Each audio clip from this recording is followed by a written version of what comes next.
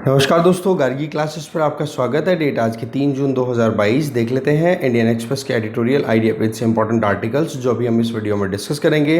देखो, पहला इश्यू तो है बिहार में लगातार डिमांड चल रही है कि कास्ट सेंसस होनी चाहिए उस पॉइंट ऑफ व्यू से। दूसरा हम देखेंगे कि act East policy, south east Asian countries के साथ हमारी कनेक्टिविटी, साथ में नॉर्थ ईस्ट इंडिया में डेवलपमेंट, उसमें क्या कंस्ट्रेंट्स हैं, क्या करना चाहिए, समझेंगे। और लास्ट में देखेंगे कि जीएसटी को लेकर के जो रिसेंट सुप्रीम कोर्ट की रूलिंग्स आई है उनके क्या मायने हैं। तो 3 इश्यूज़ हैं, तीनों को देखते हैं। फर्स्ट आर्टिकल है काउंटिंग इन। देखो, बिहार में लगभग सभी पार्टीज़ ने अपनी तरफ से सहमति दे दी है कि एक स्टेट लेवल का सेंसस होनी चाहिए, मतलब जाति के हिसाब से जनगणना। वैसे देखा जाए तो नेशनली तो इस चीज़ को रिजेक्ट किया जा रहा है, चाहे नेशनल पार्टीज़ की बात करें, कांग्रेस हो चाहे बीजेपी हो, दोनों पार्टीज़ नेशनल लेवल पे मना कर रही हैं कि कास्ट सिस्टम जिसमें हायरार्कीज़ के बेसिस पे आज तक डिस्क्रिमिनेशन का सामना करना पड़ता आया है लोअर कास्ट के इंडिविजुअल्स को, तो बोलो वो चीज़ें फिर से रिवाइव हो जाएगी। जो कॉन्स्टिट्यूशन में हम चाहते हैं कि कैसे भी करके डिस्क्रिमिनेशन का जो कास्ट सिस्टम बेस बन के रहता है तो उस कास्ट सिस्टम को ख़त्म होना चाहिए, पर ये कास्ट सेंसस जो प्रॉब्लम क्रिएट कर देगी। पर स्टेट लेवल की बात करें तो बिहार हो चाहे साउथ इंडिया के दूसरे और कोई स्टेट्स हो, वहाँ पर कास्ट सेंसस की डिमांड लगातार हो रही है। अगर हम बात करें कि लास्ट कास्ट सेंसस कब हुई थी, तो हुई थी 1931 में। तब से लेकर अभी तक सेंट्रल गवर्नमेंट्स ने बैक टू बैक रिजेक्शन किए हैं कि भाई कोई ज़रूरत है नहीं। अगर देखें तो यहाँ पे बिहार में या फिर साउथ इंडिया में जो भी पॉलिटिकल पार्टीज़ कास्ट सेंसस के फेवर में बोल रही हैं वो पॉलिटिकल पार्टीज़ है जिन्होंने राम मनोहर लोहिया जी की आइडियोलॉजी को फॉलो किया है या जो साउथ इंडिया का द्राविडियन मूवमेंट है उसको फॉलो किया है। दैट मीन्स सोशलिज्म की तरफ जहाँ जिनका टिल्ट ज़्यादा रहा है। तो कास्ट सेंसस से इनका ये कहना है कि इंडियन सोसाइटी में एक्चुअल में ये पता पड़ जाएगा कि कौन सी कास्ट के कितने लोग हैं और साथ में उनके वेलफेयर के लिए क्या क्या पॉलिसीज़ और कैसे आपको काम करने की ज़रूरत है। बोला एक एक्यूरेट पिक्चर आ जाएगी इंडियन सोसाइटी की। तो ऐसे में पॉलिटिशियंस को भी हेल्प मिलेगी इससे और पॉलिसी मेकर्स को भी हेल्प मिलेगी। तो इस तरीके से सेंट्रल या फिर नेशनल और स्टेट लेवल पे ये डिवीज़न आ रहा है। अगर हम यहाँ पर बिहार की बात करें ना, तो एक तो जो रूलिंग पार्टी है करंटली, नीतीश कुमार वहाँ के आपको पता है कि चीफ मिनिस्टर हैं, तो जनता दल यूनाइटेड, लालू प्रसाद यादव की जो पार्टी है राष्ट्रीय जनता दल आरजेडी, और साथ में बिहार की जो बीजेपी है ना वो भी फेवर कर रही है। पर हाँ, सेंट्रल गवर्नमेंट में जो बीजेपी है वो मना कर रही है कि भाई कास्ट सेंसस होने की ज़रूरत नहीं है। अब देखो, कास्ट की अगर बात करें ना तो कास्ट सेंसस के बेसिस पे एक्यूरेट डेटा अगर मिल जाए तो गवर्नमेंट जो है अफर्मेटिव प्रोग्राम्स चला सकती है। अफर्मेटिव का मतलब कि जो लोग डाउन ट्रोडन सेक्शन से बिलोंग करते हैं उनके फेवर के काम करने में आसानी हो पाती है। तो ये चीज़ तो देखो हमारे यहाँ पर बिल्कुल एक्नॉलेज्ड है कॉन्स्टिट्यूशन में कि कास्ट के नाम पर बहुत ज़्यादा डिस्क्रिमिनेशन होता रहा है। तभी तो हम जब फंडामेंटल राइट्स की बात करें तो डिस्क्रिमिनेशन नहीं होगा कास्ट के नाम पर, ठीक है। वोटिंग राइट्स की बात करें तो डिस्क्रिमिनेशन नहीं होगा कास्ट के नाम पर। तो ऐसे में कास्ट को हमेशा फोकस में रखा गया है। इवन रिजर्वेशन जैसे जो प्रोविज़न किए हुए हैं वो भी कास्ट के बेसिस पे किए हुए हैं, क्योंकि सोशल एक्सक्लूजन के चलते सोसाइटी में बहुत ज़्यादा डिस्क्रिमिनेशन का सामना करना पड़ता रहा है। तो डाउन ट्रोडन सेक्शन को अपलिफ्ट करने के लिए अफर्मेटिव एक्शन लेने में हेल्प होती है। एक्यूरेट कास्ट सेंसस अगर हमारे पास में अवेलेबल हो, कास्ट डेटा अवेलेबल हो, तो गवर्नमेंट को कोई भी प्रोग्राम अच्छे से डिज़ाइन करने में प्रॉब्लम नहीं आएगी और मैक्सिमम आउटपुट भी हम गेन कर पाएंगे। अभी तक की अगर बात करें, ज़्यादातर जो पॉलिसीज़ हैं वो किस पे बेस्ड है? Extrapolation, enumeration. दैट मीन्स पहले कोई डेटा अवेलेबल है, ठीक है, और उस डेटा से यूँ देख लिया कि इतने सालों में इतनी पॉपुलेशन बढ़ गई होगी, इतने लोग गरीबी से बाहर निकल गए होंगे, इतने लोग गरीबी से डाउन होंगे, या फिर ये पर्टिकुलर सेक्शन है इस पर एससीज में, एसटीज में, ये इनको और भी सपोर्ट की ज़रूरत है। तो केवल एक्स्ट्रापोलेशन आइडिया के बेसिस पे काम चलता है कि आपने मैथमेटिकल कैलकुलेशन की और कुछ आइडिया लगा दिया टाइम के हिसाब से, एक्यूरेसी नहीं है। तो ऐसे में हमारा जो एक्सपेरिमेंट है ना, इंडिया का जो एक्सपेरिमेंट है कि हम कोई भी कास्ट सिस्टम के बेस पे जो इल इफेक्ट्स है उनको रिमूव करना चाहें, तो वो देखो प्रॉपर अभी तक अचीव हो नहीं पाया है। तो एडिटर एक ही चीज़ बोलना चाह रहे हैं कि कास्ट का रोल जो सोसाइटी में है वो हम बिल्कुल इग्नोर नहीं कर सकते। 1980s में जब मंडल रेवोल्यूशन था जिसके बेसिस पे ओबीसीज को रिजर्वेशन दिया गया था, उसका असर नॉर्थ इंडिया में तो था ही, बट उसका असर साउथ इंडियन स्टेट्स में भी देखने को अच्छे से मिला था। ठीक है जी। अब देखो बात ऐसी है कि कुछ सही लोगों के हाथ में कितनी पावर कैसे पहुंचनी चाहिए, उसके लिए हमारे पास में स्टार्ट्स अवेलेबल होना बहुत ज़्यादा ज़रूरी है, एक्यूरेट डेटा अवेलेबल होना बहुत ज़्यादा ज़रूरी है। तो ऐसे में एक तरफ तो सेंट्रल गवर्नमेंट है और दूसरी तरफ स्टेट्स के लेवल की बात करें तो फेडरल पुश जो है, फेडरल पुश का मतलब स्टेट लेवल पे जो काम हो रहा है, चाहे फिर वो तमिलनाडु की डीएमके हो, चाहे टीडीपी हो, आंध्र प्रदेश में चाहे एसपी हो, चाहे आरपीआई हो, ये और या फिर अपना दल हो जो कि यूपी में और बिहार में ऑपरेट करता है, ये लगातार फेवर कर रहे हैं कि भाई कैसे भी करके कास्ट सेंसस होनी चाहिए। तो बात ऐसी है कि महाराष्ट्र गुजरात की तरफ से भी एफर्ट किए जा रहे हैं कि भाई ओबीसीज को रिजर्वेशन दिया जाए और ओबीसीज के रिजर्वेशन में एनलार्जमेंट लाया जाए और कम्युनिटीज़ को भी एंटर किया जाए, तो इनको भी एक मौका मिलेगा अपनी बात रखने का। ओवरऑल अगर देखें तो सेंट्रल गवर्नमेंट या नेशनल लेवल पे कांग्रेस और बीजेपी को छोड़ दो, बाकी मैक्सिमम पार्टीज जो है वो फेवर कर रही है कास्ट सेंसस को। तो देखो बिहार में तो होने के चांसेस कंप्लीट हो गए क्योंकि ऑल पार्टी कंसेंसस आ गई है वहाँ पर। इवन बिहार में जो बीजेपी है उसने भी फेवर कर दिया है कि हाँ जी चलो अपने तो कास्ट सेंसस कंडक्ट होनी ही चाहिए। अब देखने वाली बात यह है कि कैसे रास्ता ये आगे चलता है। तो फिलहाल का जो स्टेटस है वो हमने जाना, आगे चलते हैं। और नेक्स्ट आर्टिकल को स्टार्ट करने से पहले एक बार ये मैप देख लेते हैं। देखो साउथ ईस्ट एशिया के कंट्रीज़ की जो कनेक्टिविटी है इंडिया के साथ में वो किधर से है, नॉर्थ ईस्ट इंडिया से होती हुई, ठीक है। और नॉर्थ ईस्ट इंडिया के साथ में कनेक्टिविटी एक तो ये चिकन नेक के थ्रू हो रही है, यहाँ पे जलपाईगुड़ी सिलीगुड़ी ये वाला जो एरिया है वहाँ से, जो बांग्लादेश नेपाल के बीच में लोकेटेड है। और इधर ऊपर देखो तो यहाँ भूटान और बांग्लादेश के बीच में लोकेटेड है। दूसरी तरफ अगर देखो तो हम वाटर्स के थ्रू भी कनेक्टिविटी ले सकते हैं, बांग्लादेश के पोर्ट्स के थ्रू, और बांग्लादेश के थ्रू भी हम लैंड एक्सेसिबिलिटी इंश्योर कर सकते हैं और कर भी रहे हैं नॉर्थ ईस्टर्न इंडिया के साथ में।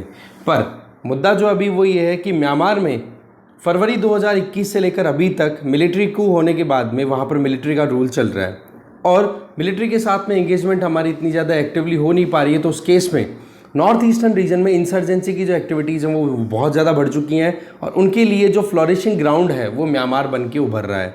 तो ऐसी परिस्थितियों में हमें ज़रूरत है कि म्यांमार के साथ में एंगेजमेंट हमारी प्रॉपर हो, जिससे कि ये इंसर्जेंसी की एक्टिविटीज़ नॉर्थ ईस्टर्न इंडिया में हो रही है उसको रोका जा सके, पहला पॉइंट। दूसरा, नॉर्थ ईस्टर्न इंडिया में इंसर्जेंसी को रोकने के लिए हमें बहुत सारे रिकमेंडेशन यहाँ पर राइटर्स के द्वारा मिलेंगे, जिनमें हम देखेंगे कि डेवलपमेंटल एक्टिविटीज़ बहुत इंपॉर्टेंट रोल प्ले करने वाली है और डेवलपमेंटल एक्टिविटीज़ के बेसिस पे नॉर्थ ईस्टर्न इंडिया डेवलप हो पाएगा। उसी से हम साउथ ईस्ट एशिया के लिए हमारी जो एक्ट ईस्ट पॉलिसी है, पहले तो लुक ईस्ट पॉलिसी हुआ करती थी, फिर Act East policy Narendra Modi ji की सरकार जब 2014 में आई थी तब उन्होंने स्टार्ट कर दी थी। तो बोला एक्ट ईस्ट पॉलिसी को एक्टिवली इंप्लीमेंट करने के लिए हमें नॉर्थ ईस्ट इंडिया पर फोकस करने की ज़रूरत है और नॉर्थ ईस्ट इंडिया को स्टेबलाइज करना हमारे लिए बहुत ज़्यादा ज़रूरी है। तो ऐसे में ये मैप आप एक बार अच्छे से देख लो, ठीक है। कौन कौन से नॉर्थ ईस्ट मतलब साउथ ईस्ट एशियन कंट्रीज़ हैं, जैसे म्यांमार, लाओस, इधर हो गया वियतनाम, कंबोडिया, थाईलैंड, इधर देख लो मलेशिया, सिंगापुर, ये छोटा सा कंट्री यहाँ पर ब्रुनई, ठीक है। इधर देख सकते हो फिलीपींस, ये टोटल 10 कंट्रीज़ है, ओके। अब देखते हैं आर्टिकल को डिटेल में। तो आर्टिकल का नाम है make new routes to the east. देखो बात ऐसी है, अरुण साहनी जी और जयदीप साइकिया जी के द्वारा लिखा हुआ ये आर्टिकल है। इनका ये कहना है 1 फरवरी 2021 को मिलिट्री ने टेक ओवर कर लिया था म्यांमार में और ये देश लगातार डाउनवर्ड चलता चला जा रहा है और यहाँ तक अभी नॉर्मलसी इंट्रोड्यूस हो पाएगी, रीस्टोर हो पाएगी म्यांमार में, चांसेस बहुत दूर दूर तक लग नहीं रहे। पर इसका नुकसान हमें एक्ट ईस्ट पॉलिसी जो हमारी 2014 में लॉन्च हुई थी उसको उठाना पड़ रहा है। तो ऐसी परिस्थितियों में हमें जो भी इनिशिएटिव्स लेने हैं उनमें नॉर्थ ईस्ट इंडिया और साउथ ईस्ट एशिया दोनों को ध्यान में रखते हुए करना होगा, क्योंकि हम नॉर्थ ईस्ट इंडिया को अगर कहते हैं ना इकोनॉमिकली स्ट्रेंथन करना चाहें तो साउथ ईस्ट एशिया के साथ में एंगेजमेंट अच्छी होना हमारी ज़रूरी हो जाती है। और साउथ ईस्ट एशिया के साथ में एंगेजमेंट अगर हम अच्छे चाहते हैं तो नॉर्थ ईस्ट इंडिया का स्टेबल होना ज़रूरी है, ठीक है। साउथ ईस्ट एशिया के साथ में अगर कनेक्टिविटी अच्छी चाहते हैं तो नॉर्थ ईस्ट इंडिया का जो एरिया है वो स्टेबल होना चाहिए। तो सवाल ये है कि डिले करना या कहीं पर भी इग्नोरेंस रखना वो बात ठीक नहीं है।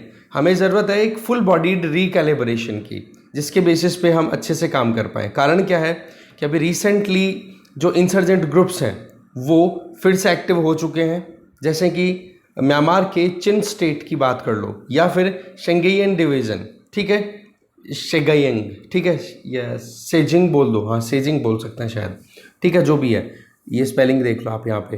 तो इन दोनों एरियाज़ में फिर से इंसर्जेंट ग्रुप्स हैं वो ऑपरेट होने लग गए हैं। और आपको पता है नॉर्थ ईस्ट में जो एक आतंकवादी क्या उग्रवादी ग्रुप उल्फा, ये भी अपनी रिवाइवल की तरफ बढ़ रहा है, जो कि पिछले कुछ समय में सबमिशन कर रहा था लगातार, बट अभी सीज फायर मतलब आप देख लो कि कहीं ना कहीं टूटते हुए दिख रहे हैं। ये अपनी एक्टिविटीज़ को और ज़्यादा कहते हैं ना एग्रेसिवली इम्प्लीमेंट कर रहे हैं। तो ओवरऑल अगर देखा जाए तो हमें बहुत कुछ वहाँ पर सेटल करने की ज़रूरत है। सवाल ये है कि क्या किया जाए। सबसे पहला ऑप्शन तो राइटर दे रहे हैं कि एक फेवरेबल बायलैटरल रिलेशनशिप स्टैब्लिश करने की ज़रूरत है। किसके साथ? बांग्लादेश के साथ, जिससे हम नॉर्थ ईस्ट इंडिया के साथ में कनेक्टिविटी मेनलैंड इंडिया की अच्छे से कर सकें। ठीक है, तो ऐसे में हमारे पास में अपॉर्चुनिटी है लैंड और सी कनेक्टिविटी इंश्योर करने की। ठीक है, जिससे हम trade commerce south east Asia के साथ में नॉर्थ ईस्ट इंडिया के थ्रू कर पाएँ। इसके लिए क्या ऑप्शंस हैं? सबसे पहली चीज़ तो मल्टीट्यूड ऑफ लैंड रूट्स को हमें एक्सप्लोर करने की ज़रूरत है। जैसे मोंगला, चिटगांव, ये दोनों कहाँ पर लोकेटेड है? बांग्लादेश में। इनको आप असम, मेघालय, मिजोरम, त्रिपुरा, जो भी बांग्लादेश के साथ बॉर्डर शेयर करने वाले नॉर्थ ईस्टर्न स्टेट्स हैं, वहाँ तक कनेक्टिविटी दे सकते हैं। की लैंड लिंकेजेस कौन कौन से हैं नॉर्थ ईस्ट में? अगरतला वाया अखूरा, देवकी, मेघालय। ठीक है, इसके अलावा आप देख सकते हो मतलब अगरतला वाया अखूरा। ठीक है, देवकी जो कि मेघालय में लोकेटेड है वो तंबिल से के थ्रू जा सकता है। इसके अलावा सुतारकंडी जो कि असम में लोकेटेड है, वहाँ पर आप कनेक्टिविटी दे सकते हो बांग्लादेश के थ्रू। इसी तरीके से श्रीमंतपुरा, ये त्रिपुरा में लोकेटेड है, यहाँ बिबिर बाजार के थ्रू आप लैंड कनेक्टिविटी दे सकते हो। सी पोर्ट्स की बात करें तो सी पोर्ट में चिटगांव पोर्ट हो गया, मोंगला की बात हम ऑलरेडी कर ही चुके हैं। इसके अलावा इनलैंड वाटरवेज, जैसे ब्रह्मपुत्रा की बात करें तो ब्रह्मपुत्रा रिवर बांग्लादेश में एंटर होती है आराम से, तो क्यों ना बांग्लादेश के थ्रू रिवर के थ्रू भी हम अच्छे से कनेक्टिविटी दे सकें। ब्रह्मपुत्रा के अलावा बराक रिवर भी है नॉर्थ ईस्ट में, उसके थ्रू भी दे सकते हैं। ठीक है ना, और ऐसा नहीं है कि ये पहली बार ऐसा ऑप्शन एक्सप्लोर होगा। पहले भी त्रिपुरा में जब पावर स्टेशन इंस्टॉल किया गया था तो चिटगांव जो सी पोर्ट है बांग्लादेश में, उसके थ्रू त्रिपुरा में आप देखो यहाँ पे नाम है जगह का, ये देखो आप पलाटना पावर स्टेशन का जब काम चल रहा था, चिटगांव पावर जो सी पोर्ट है ना, उसके थ्रू बड़ी मशीनें जो हैं वो सप्लाई की गई थी। ठीक है ना, इसके अलावा पेंडेमिक और इससे यूक्रेन रशिया कॉन्फ्लिक्ट ने देखो प्रॉब्लम वैसे क्रिएट कर दी है, तो थोड़ा सा एक्सेलरेटेड मैनर में काम करने की ज़रूरत है। दूसरा ऑप्शन देखो, साउथ ईस्ट एशिया की बात करें तो म्यांमार के थ्रू हमें जाना पड़ेगा, और म्यांमार को हम इग्नोर कर नहीं सकते हैं। तो ऐसी परिस्थितियों में हमें ऐसे इनिशिएटिव लेने चाहिए जिससे कि म्यांमार में जल्दी से जल्दी स्टेबिलिटी आए। चांसेस तो बहुत दूर दूर तक कम है, पर फिर भी हमें कोशिश करनी चाहिए, क्योंकि म्यांमार की स्टेबिलिटी नॉर्थ ईस्टर्न एरिया की स्टेबिलिटी, और नॉर्थ ईस्टर्न एरिया की स्टेबिलिटी म्यांमार की स्टेबिलिटी के थ्रू हमारा एक्ट ईस्ट पॉलिसी को अच्छे से काम करवा पाएगी। तीसरा सजेशन है इंफ्रास्ट्रक्चर बनवाओ, जिससे कि ज़्यादा से ज़्यादा कॉमर्शियल एक्टिविटीज़ प्रमोट हो सके। गुवाहाटी जैसे मेन इकोनॉमिक सेंटर या मेन इकोनॉमिक हब जो कि नॉर्थ ईस्ट में बहुत इंपॉर्टेंट सिटी है, तो इसके लिए क्या किया जाए? कंटेनर डिपोज बनवाओ, कोल्ड स्टोरेज फैसिलिटी होनी चाहिए, सीमलेस हाईवेज होनी चाहिए, जो कि बहुत क्विकली और बहुत एक्टिवली हमें इम्प्लीमेंट करने की ज़रूरत है। और बांग्लादेश के सी पोर्ट्स के थ्रू एक्सेसिबिलिटी हमें ज़्यादा से ज़्यादा इंश्योर करवानी चाहिए। वो फर्स्ट ऑप्शन आपका क्लियर हो ही गया कि बांग्लादेश के साथ फ्रेंडली रिलेशंस को हमें और इम्प्रूव करना चाहिए और एंगेजमेंट बढ़ानी चाहिए। चौथा सजेशन ये है कि आप वहाँ पर एम्पावरमेंट लेकर के आओ, इस तरीके से मॉनिटरिंग सिस्टम तैयार करो, जिससे कि जो हमारा टारगेट है एक्ट ईस्ट पॉलिसी के थ्रू हमारे प्रोजेक्ट्स हैं, हम जो इंगेज करना चाह रहे हैं साउथ ईस्ट एशिया के साथ में, उसको मॉनिटर करती रहें, जिससे कमियां क्या है वो पता पड़ जाए, क्या उन कमियों के लिए रेमेडीज़ हैं वो बताई जा सकें। ठीक है, लास्टली राइटर्स ये बताना चाह रहे हैं कि भाई इसमें मॉनिटरिंग सिस्टम जो होगा वो जो भी मिनिस्ट्रीज़ हैं, जैसे home ministry, external affair ministry, industry, surface river transport ministry, इन मिनिस्ट्रीज़ के साथ एंगेज करें, सबके साथ में ऐसी बॉडी कॉन्स्टिट्यूट करने की ज़रूरत है। लास्टली ये बोल रहे हैं कि भाई इंसर्जेंसी को हमें रोकना बहुत ज़्यादा ज़रूरी है, तो इसके लिए क्या किया जाए? एक इंटीग्रेटेड डिफेंस जोन क्रिएट किया जाए। कैसे? म्यांमार में आपको पता है मिलिट्री का रूल चल रहा है तत्मदाव का, ठीक है, म्यांमार आर्मी को तत्मदाव बोला जाता है। तो एक तरफ तो म्यांमार की आर्मी, दूसरी तरफ आर्मी हमारी है और असम राइफल्स जो पैरामिलिट्री फोर्स है, उन दोनों की एंगेजमेंट करवाओ, क्योंकि आपको पता होना चाहिए कि म्यांमार के साथ में जितनी बॉर्डर हमारी शेयर होती है उसके दोनों तरफ 16-16 किलोमीटर तक का एरिया इतना है कि जहाँ तक पोरस बॉर्डर आराम से आ जा सकते हैं, रिश्तेदारी भी चलती है, आपको पता होना चाहिए। ठीक है, तो ऐसे में ये फ्री मूव रिजीम है ना, यहाँ पर हमें थोड़ा सा जो कहते हैं ना इंसर्जेंसी को रोकने की ज़रूरत है, क्योंकि म्यांमार में फलते फूलते हैं इंसर्जेंट ग्रुप, इंडिया में आकर के क्राइम करके वापस म्यांमार में भाग जाते हैं। तो ऐसी परिस्थितियों में आर्मी के साथ में हमें एंगेज फिर से करने की ज़रूरत है, जो पहले हम ऑलरेडी कर चुके हैं। जो प्रीवियस रिजीम था नरेंद्र मोदी गवर्नमेंट का, ठीक है ना, उसकी बात कर रहे हैं 2014 से 2019 के बीच का। तो ऐसे में फॉरवर्ड इंजीनियरिंग एक्सरसाइज पे हमें ज़्यादा फोकस करने की ज़रूरत है। ठीक है, तो ऐसे में ट्रांसपेरेंसी भी आएगी, कॉन्फिडेंस बिल्डिंग भी होगी, और साथ में हमारा जो एक्ट ईस्ट पॉलिसी है वो अच्छे से इंप्लीमेंट भी हो पाएगा। तो ऐसे में नॉर्थ ईस्ट पॉलिसी और एक्ट ईस्ट पॉलिसी दोनों इंटरविंड है, सेपरेट हम बिल्कुल भी नहीं कर सकते, और म्यांमार जो है उसका रोल बहुत इंपॉर्टेंट हो जाता है। तो ऐसे में एक्ट ईस्ट को गो ईस्ट बनाने की ज़रूरत है, और ऑल्टरनेट्स हमारे पास अवेलेबल हैं, ऑल्टरनेट्स को एक्सप्लोर करने की हमें ज़रूरत है। तो इसके लिए इकोनॉमिक प्रॉस्पेरिटी भी आएगी भाई नॉर्थ ईस्ट में, इससे क्या है। तो ये चीज़ें बताई जा रही है राइटर्स के द्वारा। आगे चलते हैं। नेक्स्ट आर्टिकल है टैक्स बाई परजुएशन। आर्टिकल को लिखा है यहाँ पर अरविंद पी दादार जी ने। इनका ये कहना है कि सुप्रीम कोर्ट की रिसेंट रूलिंग आई है जीएसटी को लेके। क्या कहा, जीएसटी काउंसिल की जो रिकमेंडेशंस हैं वो बाइंडिंग नहीं है, वो जस्ट एडवाइजरी है। तो इसको लेकर के बहुत सारे कमेंट्स आ रहे हैं। तो राइटर जो है थोड़ा अपना ओपिनियन क्लियर करना चाहते हैं कि जी ये कंट्रोवर्सी जो है इसको हम थोड़ा पीछे से समझते हैं कि कब शुरू होती है। देखो, गुजरात हाई कोर्ट की एक रूलिंग आई जिसमें ये था कि दो नोटिफिकेशंस डिक्लेयर किए गए थे। किससे रिलेटेड? जो इंटीग्रेटेड जीएसटी लगता है ना इंटर स्टेट ट्रांसपोर्टेशन को लेकर के, उससे रिलेटेड। उसमें ये था कि ओशन फ्रीट कंपोनेंट जो है किसका, सीआईएफ का मतलब हो गया कॉस्ट, इंश्योरेंस और फ्रीट, तीनों चीज़ों पे बोले टैक्सेशन लगेगा। मुद्दा पहुंच गया गुजरात हाई कोर्ट में। तो बात ये बताई कि बोले ये नोटिफिकेशन जो दो आईजीएसटी से रिलेटेड दो नोटिफिकेशन डिक्लेयर किए गए हैं वो बोले अनकॉन्स्टिट्यूशनल है। गुजरात हाई कोर्ट ने ये कह दिया। क्यों? क्योंकि ये डबल टैक्सेशन का मुद्दा हो गया कि टैक्स एक तो एक बार आप ड्यूटीज़ लगा रहे हो, फिर बाद में आईजीएसटी और लगा रहे हो वहीं पे पोर्ट पे। तो ऐसी परिस्थितियों में गुजरात हाई कोर्ट ने करेक्ट करते हुए ये कह दिया कि भाई जीएसटी काउंसिल के द्वारा जो कोई भी इशू अपनी तरफ से रिकमेंड किया गया है उन इस पर्टिकुलर इस पॉइंट पे, कौन सी, आईजीएसटी के पॉइंट पे, बोलो वो चीज़ लागू होने लायक नहीं है। तो ऐसे में गुजरात हाई कोर्ट ने क्या कर दिया, क्वैश कर दिया इन दोनों नोटिफिकेशंस को। अब यहाँ पर एक चीज़ ध्यान रखना, यहाँ पर कोई भी ऐसी बात नहीं हुई थी गुजरात हाई कोर्ट में कि जीएसटी काउंसिल की रिकमेंडेशन बाइंडिंग है या जीएसटी काउंसिल की रिकमेंडेशन जो है वो एडवाइजरी है या कुछ और।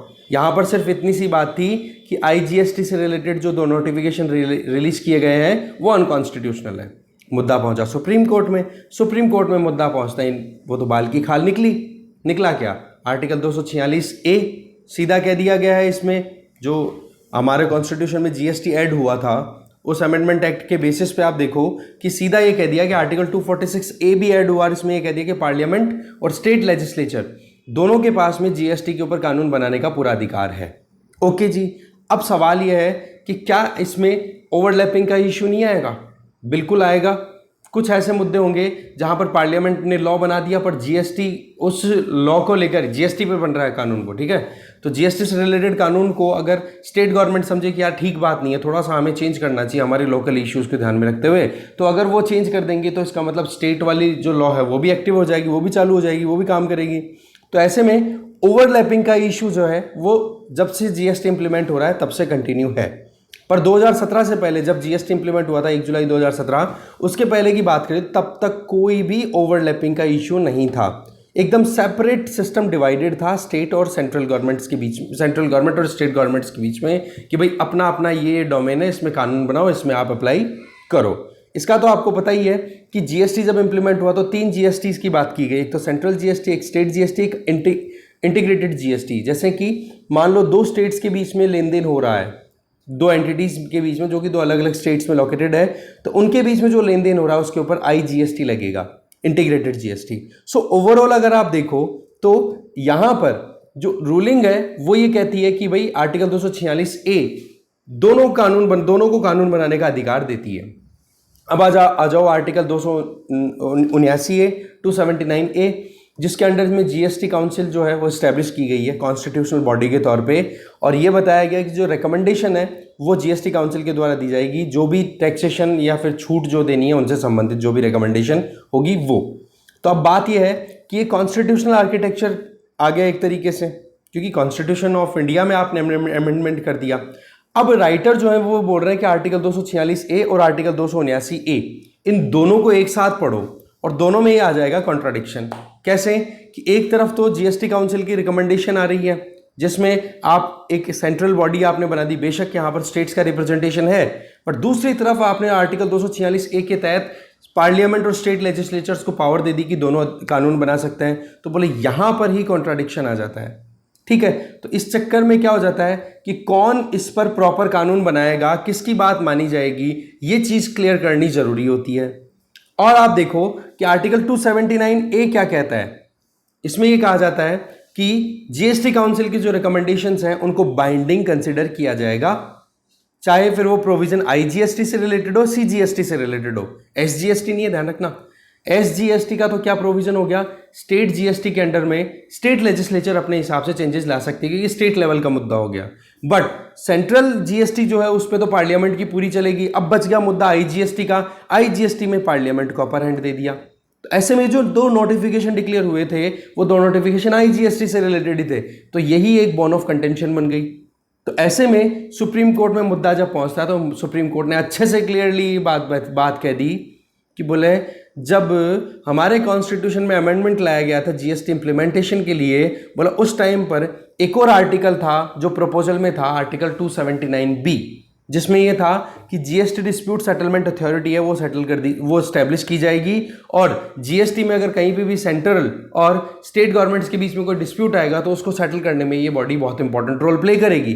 पर सवाल यह है कि इसमें एक जो स्टेट लेजिस्लेचर और पार्लियामेंट की जो सॉवरेनिटी है बोलो उसको कहीं ना कहीं कॉम्प्रोमाइज कर देगी, क्योंकि टैक्सेशन से रिलेटेड जो भी मुद्दे हैं उनको अगर एक लेजिस्लेचर डील करे तो वो बात ठीक रहती है क्योंकि डेमोक्रेसी का मेन पिलर है वो। बट उस केस में अगर एक आप adjudicating authority GST dispute settlement authority establish कर देते हो तो फिर इसका मतलब तो ये पावर जो स्टेट और पार्लियामेंट की है वो खत्म हो जाती है। इसका मतलब sovereignty of parliament, sovereignty of state legislature, ये आपने कॉम्प्रोमाइज कर दिया, स्टेट्स की फिस्कल ऑटोनॉमी को कॉम्प्रोमाइज कर दिया। तो ऐसी परिस्थितियों में फिर बाद में आर्टिकल 279B ये एक्सेप्ट नहीं किया गया था जब हमारे कॉन्स्टिट्यूशन में अमेंडमेंट लाया गया।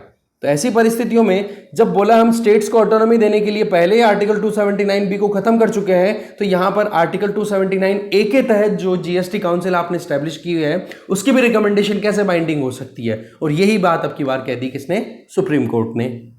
सुप्रीम कोर्ट ने यह बोला कि डेमोक्रेसी और फेडरलिज्म दोनों साथ साथ में चलते हैं, किसी एक का भी मर्डर दूसरे के लिए फायदेमंद नहीं है, और अगर कहीं पर भी यूनिलैटरली डिसीजन लिए जाते हैं तो बोलो वो अनकोऑपरेटिव फेडरलिज्म की तरफ चले जाएंगे, जो कि हमारे लिए अच्छी बात है नहीं। तो ऐसी परिस्थितियों में आप देखो कि जीएसटी काउंसिल की रिकमेंडेशन जो है वो एडवाइजरी बता दी, बाइंडिंग नहीं बताई। ओके, तो जीएसटी काउंसिल की जो भी रिकमेंडेशन वो कैसी है, पर्सुएसिव ना कि कोर्सिव, दबाव नहीं बना सकते आप स्टेट्स पे। ठीक है जी, फिर आ जाओ जीएसटी काउंसिल का कॉम्पोजिशन थोड़ा डिटेल में समझो, अभी तक तो फौरी तौर पे समझी हुई बातें थी।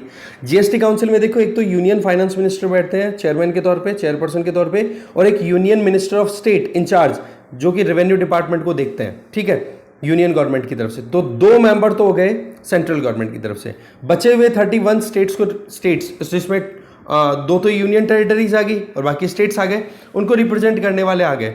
ठीक है, 2 नहीं है, बेसिकली राइटर को थोड़ा करेक्ट करने की जरूरत है, 3 तो यूनियन टेरिटरी आ गई। जम्मू कश्मीर भी, खैर जम्मू कश्मीर वाला तो अभी पार्लियामेंट है, वो है नहीं, क्या बोलते हैं, स्टेट लेजिस्लेचर। बट 31 स्टेट्स का यहाँ पे मेंशन किया हुआ है राइटर के द्वारा, जिनमें 2 यूटीज भी ऑलरेडी मेंशन्ड है।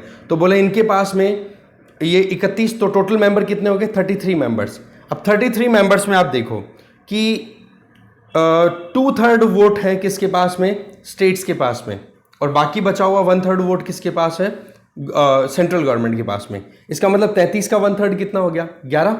तो इसका मतलब 11 वोट्स का पावर तो किसके पास है, सेंट्रल गवर्नमेंट के पास में। बचे हुए 22 वोट्स हैं वो किसके पास है, स्टेट्स के पास में और यूटीज के पास में।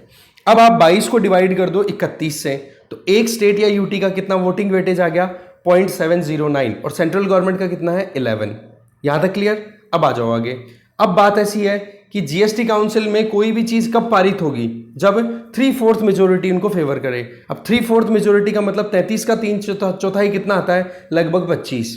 अब 25 का कैलकुलेशन आप सेट करो कि अगर सेंट्रल गवर्नमेंट को कोई डिसीजन लेना हो तो सेंट्रल गवर्नमेंट अगर अपने फेवर में कोई डिसीजन लेना चाहे तो सेंट्रल गवर्नमेंट के जो 11 वोटिंग राइट्स हैं, मेंबर तो 2 ही हैं पर पॉइंट कितने क्या वोटिंग के 11 तो ये हो गए, प्लस अब गवर्नमेंट को कितने चाहिए, 14 वोट्स और चाहिए। और 14 वोट्स के लिए गवर्नमेंट को मशक्कत करनी पड़ेगी और उसके लिए कम से कम चाहिए 20 स्टेट्स, क्योंकि एक स्टेट के पास में कितना वेटेज है 0.709, तो ऐसे 20 स्टेट्स और आएंगे तब जाकर के सेंट्रल गवर्नमेंट की बात को माना जाएगा। तो ऐसी परिस्थिति में आप देखो कि जो स्टेट्स जो कहेंगे वो बातें ज्यादा मानने के चांसेस रहेगी। और 20 स्टेट्स में ऐसा है नहीं कि एक ही पार्टी की रूलिंग है, अलग अलग रूलिंग आ जाएगी, ठीक है। तो ऐसी परिस्थितियों में सवाल ये आ जाता है कि एक बैलेंस बनाने का कोशिश किया गया था आर्टिकल 279A के बेसिस पे कि कैसे भी करके हमारे देश में टैक्सेशन को लेकर के जो कोऑपरेटिव फेडरलिज्म हो वही कंटिन्यू रहे। और आपको पता होना चाहिए कि 102nd कॉन्स्टिट्यूशनल अमेंडमेंट बिल के तौर पर इंट्रोड्यूस हुआ था जीएसटी बिल, ठीक है। फिर 101वां कॉन्स्टिट्यूशनल अमेंडमेंट एक्ट के तौर पर पारित हो गया था, ठीक है जी। तो ऐसे में आप देखो कि कैसे जीएसटी काउंसिल काम करती है, ये क्लियर हो जाता है। इसके आगे देखें, फिर बाद में बात आती है कि सुप्रीम कोर्ट ने ये जो बात कही है कि जी बाइंडिंग नहीं है, केवल एडवाइजरी है जीएसटी काउंसिल की रिकमेंडेशन, तो इसके ऊपर भी यहाँ पर राइटर है क्लैरिटी लेके आना चाह रहे हैं। वो ये कि स्टेट लेजिस्लेचर की ऑटोनॉमी को कंटिन्यू रखना बहुत ज़्यादा ज़रूरी था। तो इस केस में जीएसटी काउंसिल की रिकमेंडेशन को बाइंडिंग तो नहीं बताया, पर जब कभी भी एकदम यूं लगे ना कि भाई जीएसटी काउंसिल की रिकमेंडेशन है, उसी के बेसिस पे स्टेट लेजिस्लेचर को भी कानून बनाना पड़ रहा है उन्हीं रिकमेंडेशन बेसिस पे, तो मतलब वहां पर ये इशू आ जाता है कि इम्प्लीमेंटेशन में स्टेट लेवल पे कोई मुद्दा फंस रहा है, तो बोले स्टेट को ये ऑटोनॉमी है कि वो चेंज कर सकते हैं। मतलब ये कि मोटे तौर पे तो बोले बाइंडिंग है, पर मुद्दा जब ये आ जाए कि स्टेट लेवल पे कुछ चीज़ें, कुछ कंटेंशियस इश्यूज फंसे पड़े हैं, तो बोल उनको सॉर्ट आउट करने के लिए अगर स्टेट लेजिस्लेचर को लगे कि कुछ चेंजेस होने चाहिए तो किए जा सकते हैं। इसका मतलब पार्शियली बाइंडिंग बात कह दी गई है, ये कह दिया सुप्रीम कोर्ट ने, ठीक है। ओवरऑल देखो ये जो रूलिंग है ना सुप्रीम कोर्ट की, ये बहुत ज़्यादा इंटरप्रेट होने वाली है अलग अलग एंगल्स से, ठीक है। देखा जाए तो कोलैबोरेटिव फेडरलिज्म पे काम करने की ज़रूरत है, जहाँ पर जीएसटी काउंसिल में सेंट्रल गवर्नमेंट और स्टेट गवर्नमेंट्स के जो मेंबर्स हैं वो पार्टिसिपेट करते हैं। तो रिकमेंडेशन जो भी है वो सोच समझ के होनी चाहिए, डेलिब्रेटेड मैनर में होनी चाहिए, और हर एक स्टेट को इतनी ऑटोनॉमी होनी चाहिए। और वैसे एक चीज़ ध्यान रखना, स्टेट्स को ऑटोनॉमी किसके लिए है, स्टेट जीएसटी के लिए तो ऑलरेडी है कि वो अपने हिसाब से स्टेट जीएसटी को चेंज कर सकते हैं, बट आईजीएसटी वाला मुद्दा और यहाँ पर क्लियर हो गया, ठीक है। और सीजीएसटी में तो स्टेट्स का कोई से होगा नहीं वहाँ पे, ओके। तो इस तरीके से जीएसटी काउंसिल और जीएसटी को लेकर के जो अभी सुप्रीम कोर्ट की रूलिंग आई है उसको हमने समझा। तो इसी तरीके से डिस्कशन यहीं खत्म है। Thank you very much.